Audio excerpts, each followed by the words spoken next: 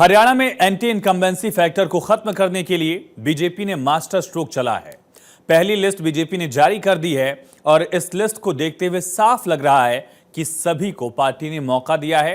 साथ ही सभी वर्ग के लोगों को टिकट देकर पार्टी तीसरी बार भी हरियाणा में सरकार बनाने के लिए कोई कोर कसर नहीं छोड़ना चाहती। बीजेपी की पहली लिस्ट में 67 उम्मीदवारों में से 36 नए उम्मीदवार हैं जिनको मैदान में उतारा गया है।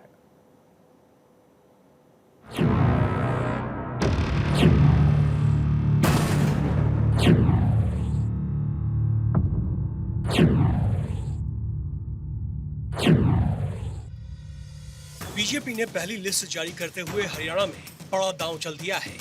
पार्टी को इसका फायदा सीधे सीधे 8 अक्टूबर को आने वाले परिणामों में दिखेगा।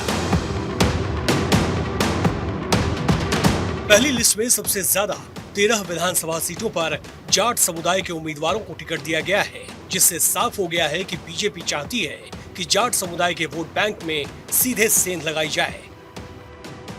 पहली लिस्ट में दूसरे नंबर पर ब्राह्मण समुदाय रहा। भारतीय जनता पार्टी ने 9 ब्राह्मण समुदाय के उम्मीदवारों को टिकट दिया है।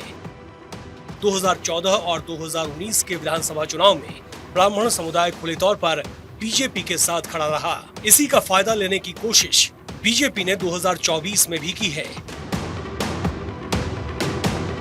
बीजेपी ने यह साबित करने का प्रयास किया है कि मनोहर लाल खट्टर को केंद्र में लेने के बावजूद भी हरियाणा में पंजाबी समुदाय की इंपॉर्टेंस कम नहीं हुई है।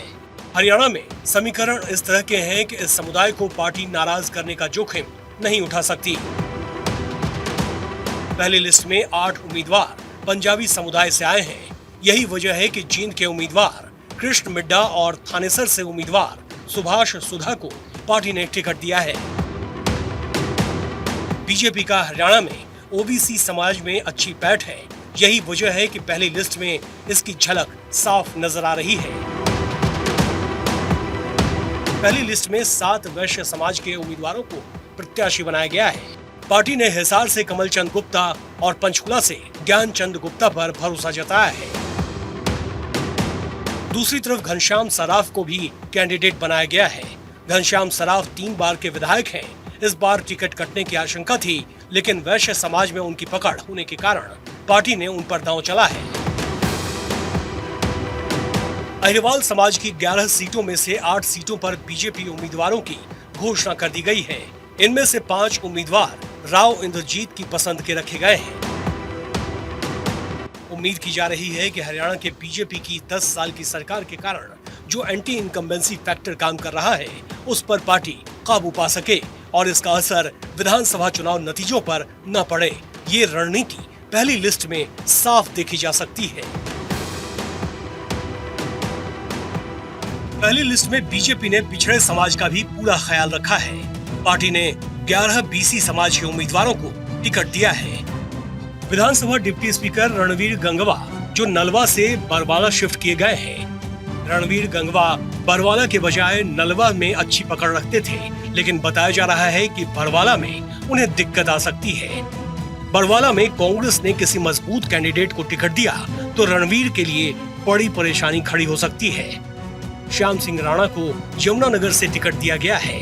पार्टी के इंटरनल सर्वे में राम कुमार कश्यप के बारे में बताया जा रहा था कि वो चुनाव हार सकते हैं, लेकिन पार्टी ने इसके बावजूद राम कुमार कश्यप पर दांव चला है। राज्य में 8 सीटों पर कश्यप समाज सीधा प्रभाव रखते हैं। इंद्री, लाडवा, करनाल, घरौंडा, पानीपत ग्रामीण, असंध इन सीटों में शामिल है।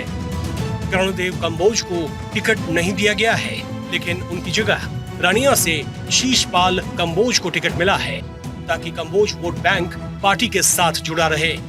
जाहिर है इस रणनीति को अपनाकर बीजेपी ने विरोधियों को चारों खाने चित कर दिया है, जिसका असर आने वाले चुनाव परिणामों में जरूर दिखेगा।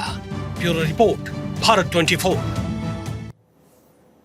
तो अलग अलग वर्गों को साधने की कोशिश बीजेपी ने इस लिस्ट के जरिए की है और साथ ही नए चेहरों को मौका भी बीजेपी ने दिया है। 30% नए चेहरे उतारे हैं। साथ ही पुराने चेहरों पर भी दांव लगाया गया है। मसलन मुख्यमंत्री नायब सिंह सैनी के साथ ही अनिल विज जो बड़े चेहरे हैं, उनको आप देख सकते हैं इस लिस्ट में। असीम गोयल का नाम इसमें है। कैप्टन अभिमन्यु पिछली बार चुनाव जीत नहीं पाए थे, उनको मौका दिया गया है। ओम प्रकाश धनखड़ नहीं जीत पाए थे, फिर मौका दिया गया है। कई बड़े चेहरे हैं जिनको इस बार पार्टी फिर भरोसे के साथ उतार रही है। 13 विधानसभा सीट पर जाट समुदाय को टिकट बीजेपी ने दिया है। इसमें पहली लिस्ट में सबसे ज्यादा जाट प्रत्याशी हैं, कुल 13 नाम हैं जाट समुदाय से। और बीजेपी अलग अलग मुद्दों को भी साधने की कोशिश कर रही है। दूसरे नंबर पर ब्राह्मण वर्ग को रिप्रेजेंटेशन मिला है। चुनावी मैदान में 9 ब्राह्मण प्रत्याशी हैं, 2 राजपूत हैं। 2014 और 19 में भी बीजेपी ने कमोबेश यही रणनीति दोहराई थी और एक बार फिर से इसी रणनीति पर बीजेपी आगे बढ़ती हुई 2024 के विधानसभा चुनाव में भी दिख रही है। कई बड़े नेताओं के परिवार से भी टिकट मिले हैं।